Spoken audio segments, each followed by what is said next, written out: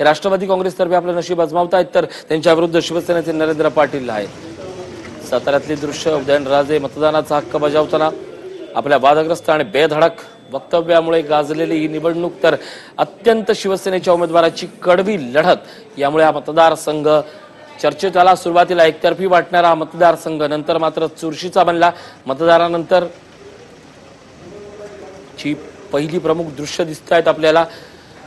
मतदान केंद्रात उदयनराजे यांनी प्रवेश करण्यापूर्वी मतदारांशी संपर्क साधला, त्यांच्याशी चर्चा केली आणि त्यानंतर थेट त्यांनी मतदानाचा हक्क बजावला। उदयनराजे यांची दृश्य पाहतोय आपण।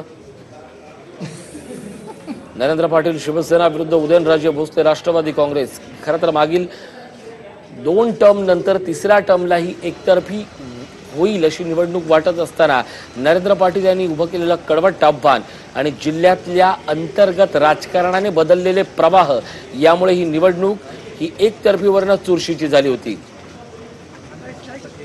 दरम्यान काही वेळापूर्वीच नरेंद्र पाटील जे साताऱ्यात शिवसेनेकडनं उमेदवारी लढवत आहेत त्यांच्याशी बातचीत केली होती आमच्या प्रतिनिधीने थेट।